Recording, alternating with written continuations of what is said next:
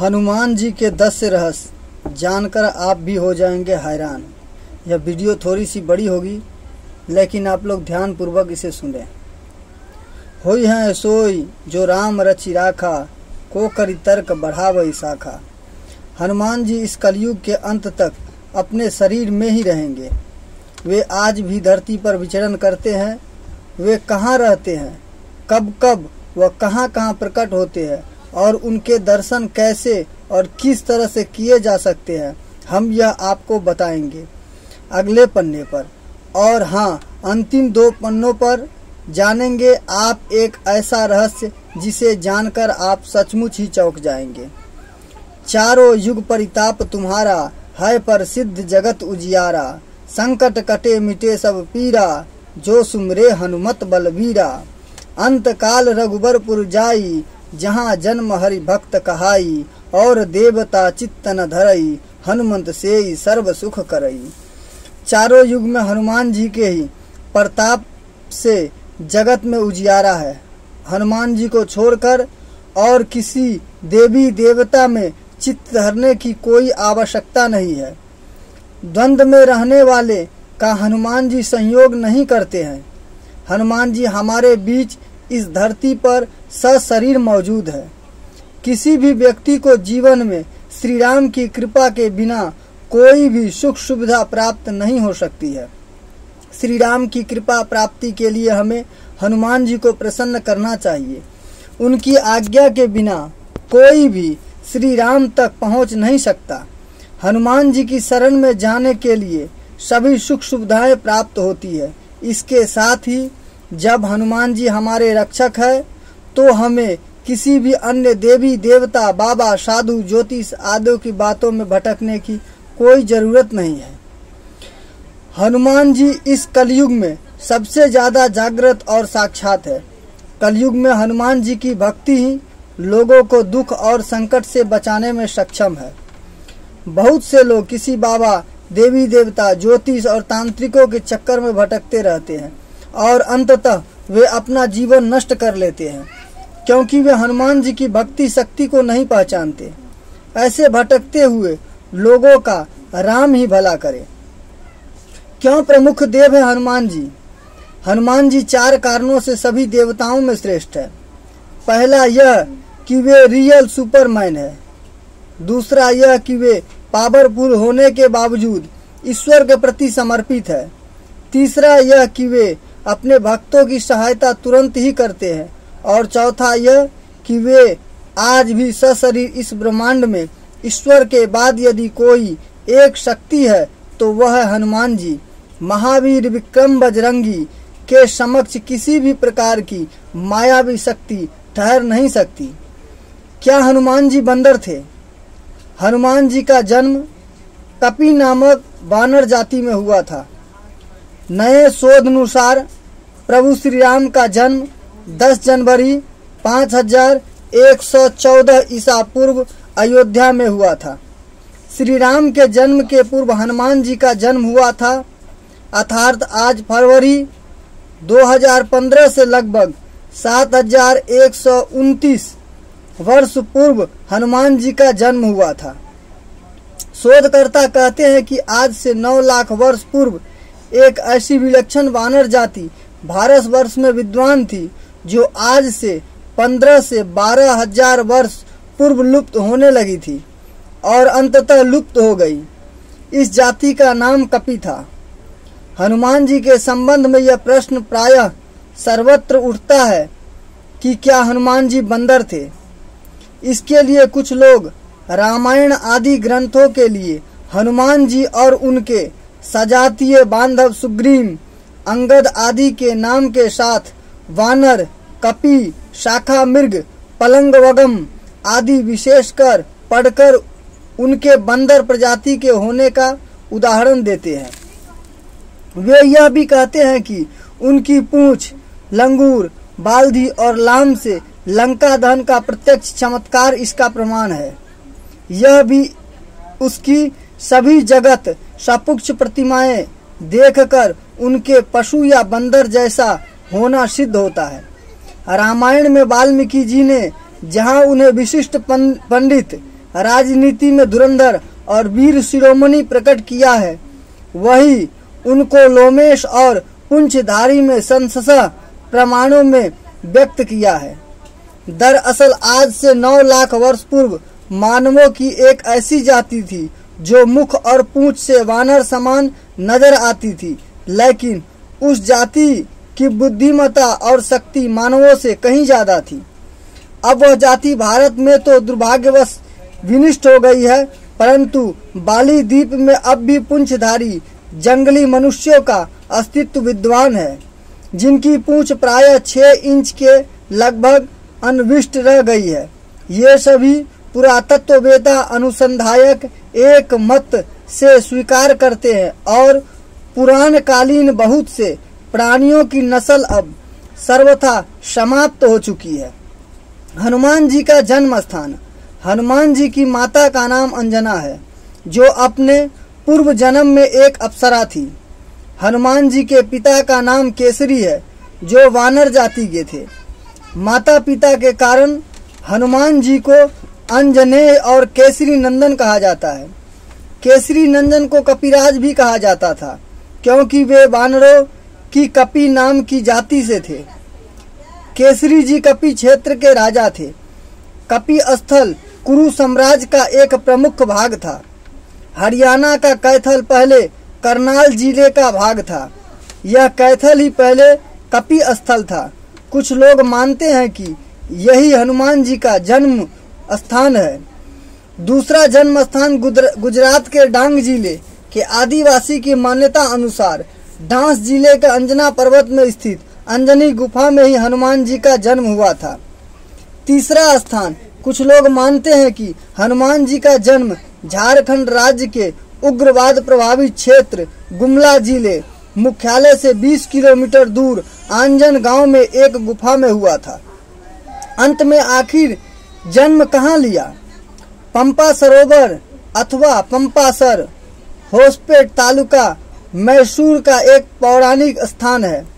हम्पी के निकट बटे हुए ग्राम अनेगुंदी को रामायण कालीन किष्किंधा माना जाता है। तुंगभद्रा नदी को पार करने पर अनेगुंदी जाते समय मुख्य मार्ग से कुछ हटकर बाईं और पश्चिम दिशा में पंपा सरोवर स्थित है। यहाँ स्थित एक पर्वत में एक गुफा भी है, जिसे राम भक्तनी सबरी के नाम पर सबरी गुफा कहते हैं। इसी के निकट सबरी के गुरु मतंग ऋषि के नाम पर प्रसिद्ध मतंग वन है। हम्पी के ऋषिमुख के राम मंदिर के पास स्थित पहाड़ी आज भी मतंग पर्वत के नाम से जानी जाती है। कहते हैं कि मतंग ऋषि के आश्रम में ही हनुमान जी का जन्म हुआ था। मतंग नाम की आदिवासी जाति से हनुमान जी का गहरा संबंध रहा है, जिसका खुलासा होगा। इससे भी बड़ा तीसरा रहस्य है, आज भी जीवित है हनुमान जी। हनुमान जी इस कलयुग के अंत तक अपने शरीर में ही रहेंगे। वे आज भी धरती पर विचरण करते हैं। हनुमान जी को धर्म की रक्षा के लिए अमरता का वरदान मिला था। इस वरदान के कारण आज भी हनुमान जी जीवित है और वे भगवान के भक्तों तथा धर्म रक्षा के लिए लगे हुए हैं। अब कलिक रूप में भगवान विष्णु अवतार लेंगे, तब हनुमान जी, परशुराम, अश्वत्थामा, कृपाचार्य, विश्वामित्र, विभीषण और राजा बलि सार्वजनिक रूप से प्रकट हो जाएंगे। क्यों आज भी जीवित है हनुमान जी? कलयुग में श्री राम का नाम लेने वाले और हनुमान जी की भक्ति करने वाले ही सुरक्षित रह सकते हैं। हनुमान जी अथाह बलशाली और वीर है और उनका कोई सानी नहीं है। धर्म की स्थापना और रक्षा का कार्य 4 लोगों के हाथों में है, दुर्गा, भैरव, हनुमान और कृष्ण। चारों युग परिताप तुम्हारा।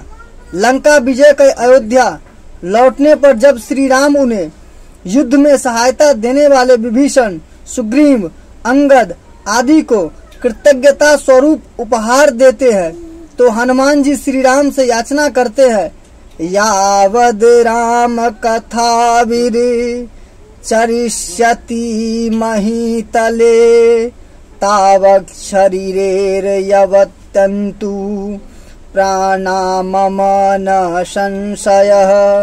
अर्थात हे वीर श्री राम, इस पृथ्वी पर जब तक राम कथा प्रचलित रहे तब तक निसंदेह मेरे प्राण इस शरीर में बसे रहे।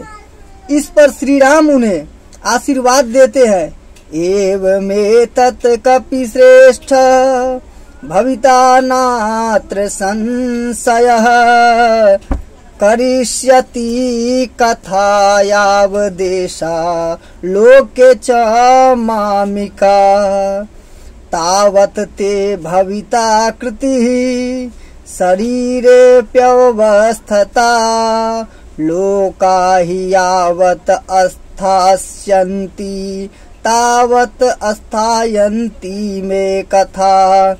अर्थात हे कपिश्रेष्ठ, ऐसा ही होगा, इसमें कोई संदेह नहीं है।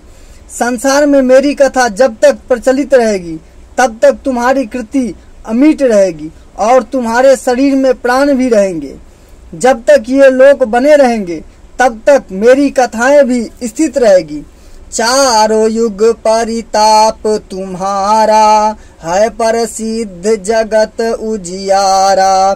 त्रेता युग में हनुमान जी, त्रेता में तो पवन पुत्र हनुमान ने केसरी नंदन के रूप में जन्म लिया और वे राम के भक्त बनकर उनके साथ छाया की तरह रहे।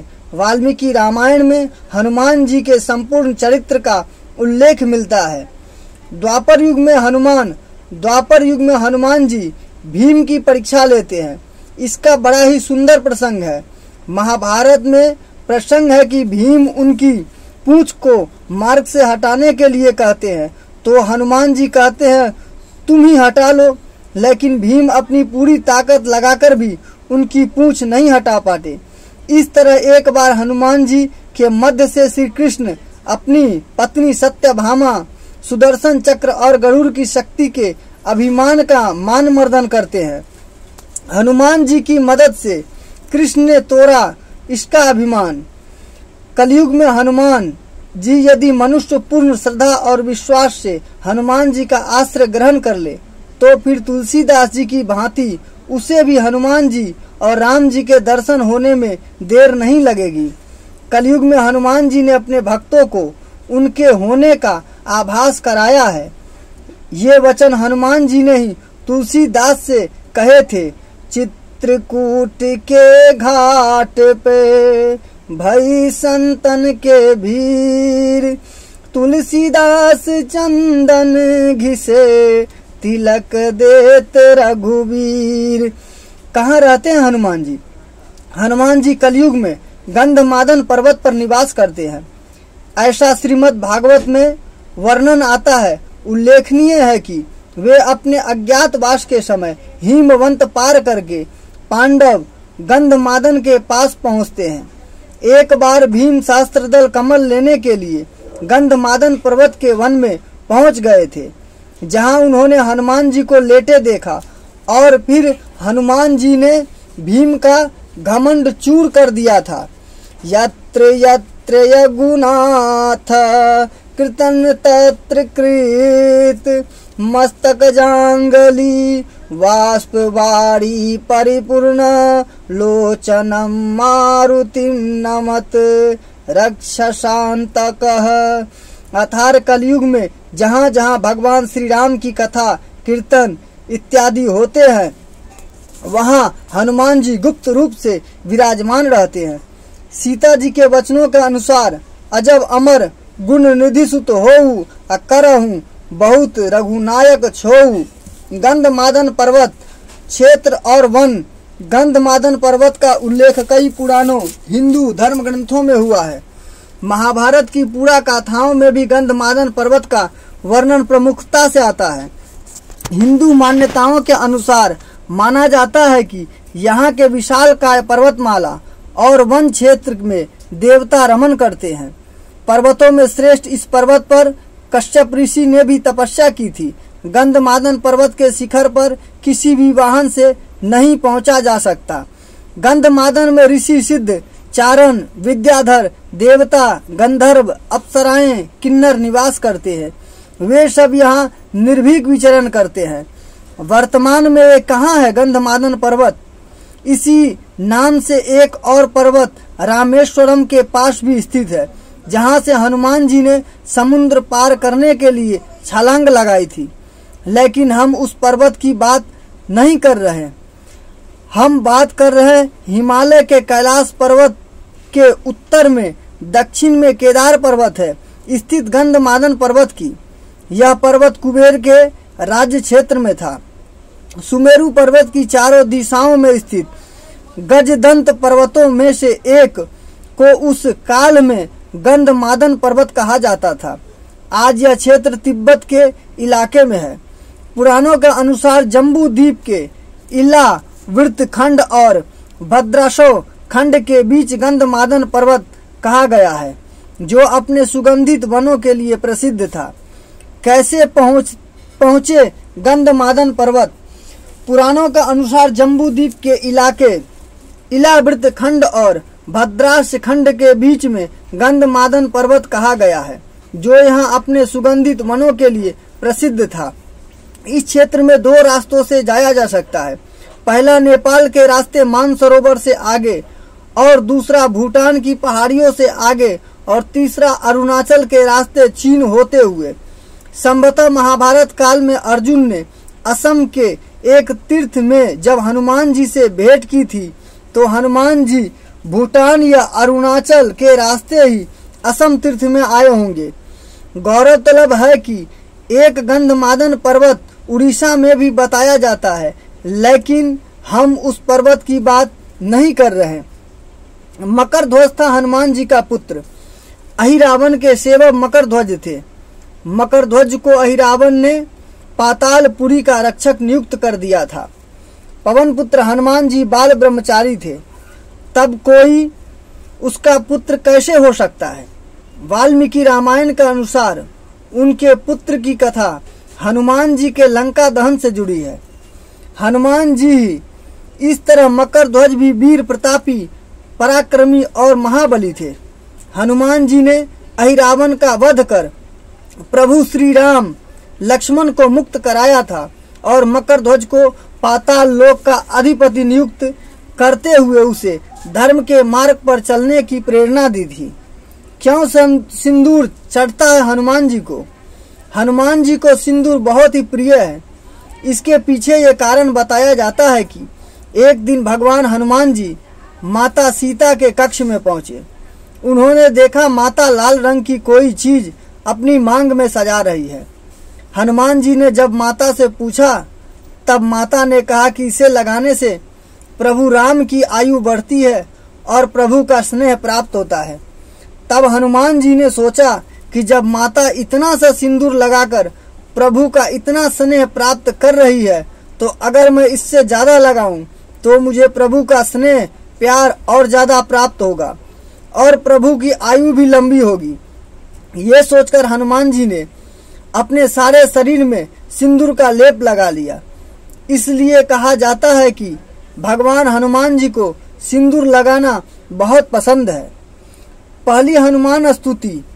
हनुमान जी प्रार्थना में तुलसीदास जी ने हनुमान चालीसा, बजरंग बाण, हनुमान बहुक आदि अनेक स्तोत्र लिखे हैं, लेकिन हनुमान जी की पहली स्तुति किसने की थी? तुलसीदास जी के पहले भी कई संतों और साधुओं ने हनुमान जी की श्रद्धा में स्तुति लिखी है, लेकिन क्या आप जानते हैं सबसे पहले हनुमान जी की स्तुति किसने की थी? जब हनुमान जी लंका दहन कर रहे थे, तब उन्होंने अशोक वाटिका को इसलिए नहीं जलाया क्योंकि वहां माता सीता को रखा गया था।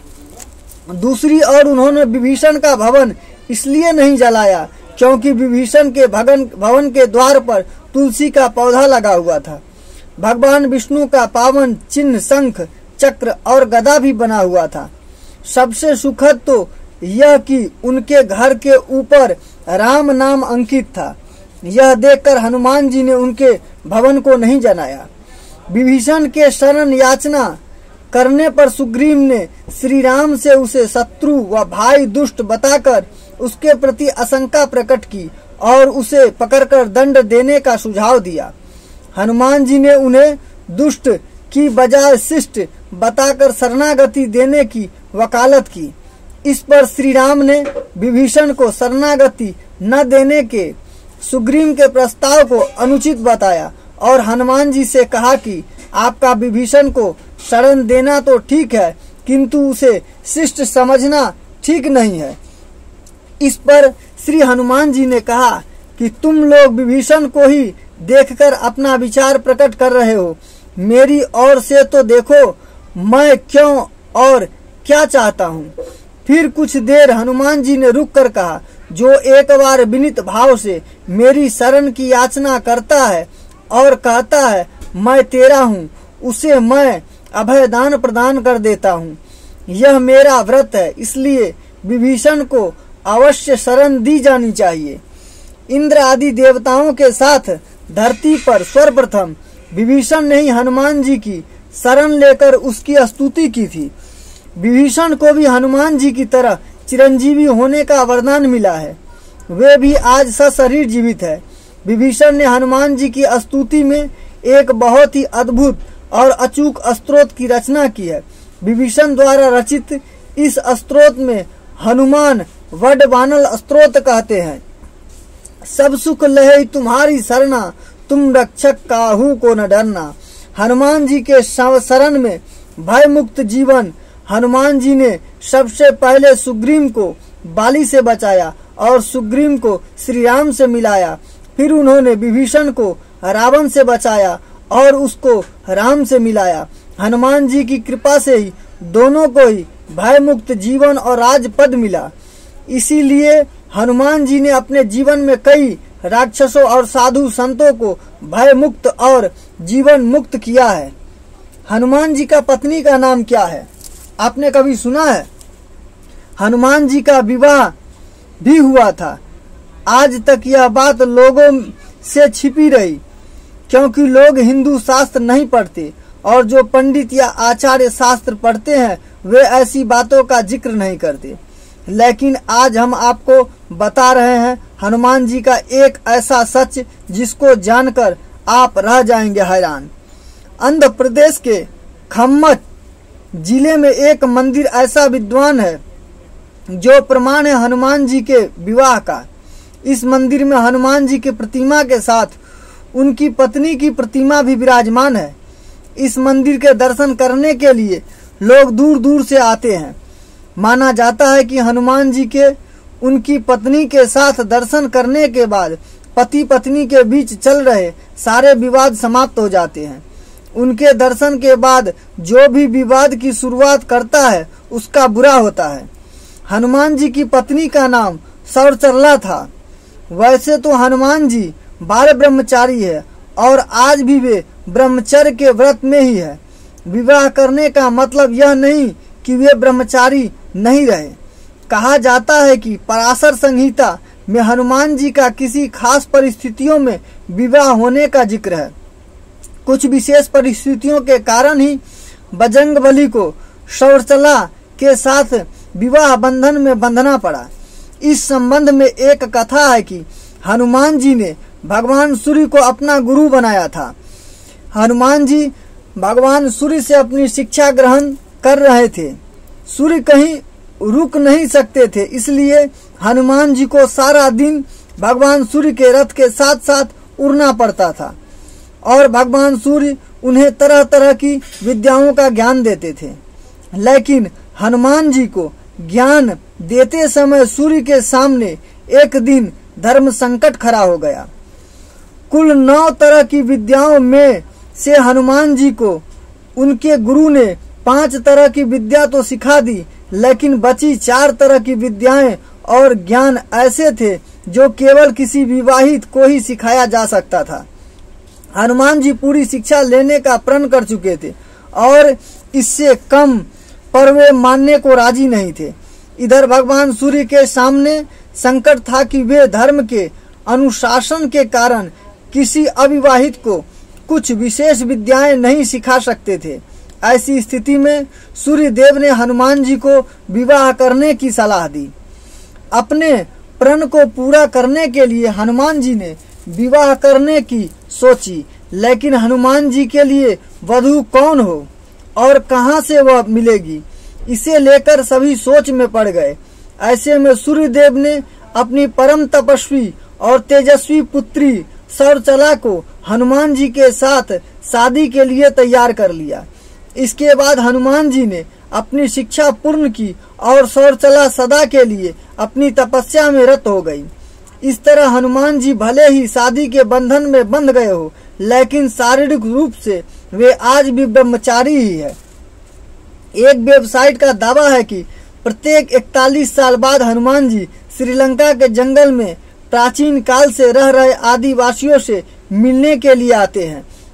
वेबसाइट के मुताबिक श्रीलंका के जंगलों में कुछ ऐसे कबीलाई लोगों का पता चला है जिनसे मिलने हनुमान जी आते हैं। इन कबीलाई लोगों का अध्ययन करने वाले आध्यात्मिक संगठन सेतु के अनुसार पिछले साल ही हनुमान जी की इन कबीलाई लोगों से मिलने आए थे। अब हनुमान जी 41 साल बाद आएंगे। इन कबीलाई वालों आदिवासी समूह के लोगों को मातंग नाम का दिया गया है। उल्लेखनीय है कि कर्नाटक में पंपा सरोवर के पास मातंग ऋषि का आश्रम है, जहां हनुमान जी का जन्म हुआ था। वेबसाइट सेतु एशिया में दावा किया है कि 27 मार्च 2014 को हनुमान जी श्रीलंका में मातंग के साथ थे। सेतु के अनुसार कबीले का इतिहास रामायण काल से जुड़ा हुआ है।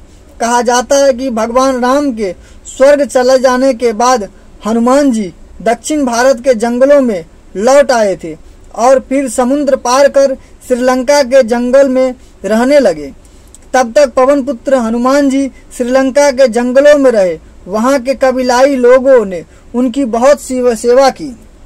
जब हनुमान जी वहां से जाने लगे तब उन्होंने वादा किया कि वे हर 41 साल के बाद आकर यहाँ के कबीले की पीढ़ियों को ब्रह्म ज्ञान देंगे। कबीले का मुखिया हनुमान जी के साथ की बातचीत को एक लॉन्ग बुक में दर्ज कराया है। सेतु नामक संगठन इस लॉन्ग बुक का अध्ययन कर उसका खुलासा करने का दावा करता है। हनुमान दर्शन और कृपा। हनुमान जी बहुत ही जल्द प्रसन्न होने वाले देवता है। उनकी कृपा आप पर निरंतर बनी रहे। इसके लिए पहली शर्त यह है कि आप अपना मन, वचन और कर्म से पवित्र रहे, अर्थात कभी भी झूठ ना बोले, किसी भी प्रकार का नशा ना करे, मांस न खाए और अपने परिवार के सदस्यों से प्रेम पूर्ण संबंध बनाए रखे। इसके अलावा प्रतिदिन हनुमान चालीसा का पाठ या श्री हनुमान वर्धमानल स्तोत्र का पाठ करें। मंगलवार और शनिवार के दिन हनुमान जी को चोला चढ़ाए। इस तरह ये कार्य करे। हनुमान जयंती या महीने के किसी भी मंगलवार के दिन सुबह जल्दी स्नान करके साफ कपड़े पहने एक लोटा जल लेकर हनुमान जी के मंदिर में जाए और उस जल में हनुमान जी की मूर्ति पर स्नान कराए। पहले दिन एक दाना सबूत उड़द का हनुमान जी के सिर पर रखकर 11 परिक्रमा करे और मन ही मन अपनी मनोकामना हनुमान जी को कहे। फिर वह उड़द के दाने लेकर घर वापस लौट आए, उसे अलग करके रख दे। दूसरे दिन एक एक उड़द दाना रोज बढ़ाते रहे। यह लगातार यही प्रक्रिया करते रहे। 41 दिन 41 दाना रखने के बाद 42वें दिन एक एक दाना कम करते रहे। 42वें दिन, 40वें दिन, 43वें दिन, 39वें दिन, 81वें दिन, एक दिन 81वें दिन। यह अनुष्ठान पूर्ण होने पर उसी दिन रात में हनुमान जी स्वप्न में दर्शन देकर साधक को मनोकामना पूर्ति का आशीर्वाद देते हैं। इस पूरी विधि के दौरान जितने भी उड़द के दाने आपने हनुमान जी को चढ़ाए हैं उन्हीं नदी में प्रभावित कर दे। परंपरागत रूप से हनुमान जी को बल, बुद्धि, विद्या, शौर्य और निर्भरता का प्रतीक माना जाता है। संकट काल में ही हनुमान जी ही स्मरण किया जाता है, वह संकट मोचन कहलाते हैं। हनुमान जी को शिवावतार अर्थात रुद्रावतार भी माना जाता है। रुद्र मतलब आंधी तूफान के अधिष्ठाता देवता भी है और देवराज इंद्र के साथी भी। विष्णु पुराण के अनुसार रुद्रो का उद्भव ब्रह्मा जी की भ्रुकुटी से हुआ था। हनुमान जी वायुदेव अर्थात मारुति नामक रुद्र के पुत्र थे। हनुमान शब्द का अर्थ है ह मतलब ब्रह्मा, नु मतलब अर्चना, माँ मतलब लक्ष्मी और न परिक्रमा का द्योतक है। हनुमान को सभी देवताओं का आशीर्वाद प्राप्त था।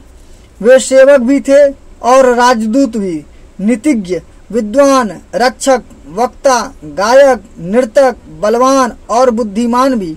शास्त्रीय संगीत के 3 आचार्यों में से एक हनुमान जी भी थे। अन्य में थे शार्दुल और कहाल। संगीत परिजात हनुमान जी के संगीत सिद्धांत पर आधारित है। कहते हैं कि सर्वप्रथम राम कथा हनुमान जी ने ही लिखी थी और वह भी शिला पर। यह राम कथा वाल्मीकि जी की रामायण से भी पहले लिखी गई थी और हनुमानटक के नाम से प्रसिद्ध है। हनुमान के जन्म स्थान के बारे में कुछ भी निश्चित नहीं है। मध्य प्रदेश के आदिवासी का कहना है हनुमान जी का जन्म रांची जिले में गुमला में हुआ था, तो कर्नाटक का कहना है कि कहीं और हुआ था। ऐसे विभिन्न मान्यताएं हैं, लेकिन एक कथा के अनुसार महाराजा दशरथ के पुत्रष्टि यज्ञ से प्राप्त हुए हवि अपनी रानियों में बांटी थी। उसका एक भाग गरुड़ उठाकर ले गया और उसे उस स्थान पर गिरा दिया जहां अंजनी पुत्र प्राप्ति के लिए तपस्या कर रही थी। हवि खा लेने से अंजनी गर्भवती हो गई और कालांतक में उसने हनुमान जी को जन्म दिया। तुलसी और वाल्मीकि द्वारा रचित हनुमान चरित की तुलना में भी कई अन्य राम कथाओं में वर्णित चरित इसका भिन्न है कि सर्वथा मिथ्या और काल्पनिक प्रतीत होता है। तांत्रिक गण हनुमान की पूजा 1 सिर, 5 सिर और 10 सिर, संकट मोचन, सर्व हितरत और रिद्धि सिद्धि दाता के रूप में करते हैं। आनंद रामायण के अनुसार हनुमान जी की गिनती 8 अमरों में होती है। अन्य 7 अमर इस प्रकार है: अश्वत्थामा, बलिव्यास, विभीषण, नारद, परशुराम और मार्कंडेय। तो दोस्तों, उम्मीद करता हूं कि यह जानकारी आप लोगों को बहुत अच्छी लगी होगी। ऐसे रोचक जानकारी और कहानी के लिए मेरे चैनल को सब्सक्राइब करना ना भूले। मिलेंगे अगले कहानी में, तब तक के लिए बाय बाय, टेक केयर। आप सभी अपना ख्याल रखें।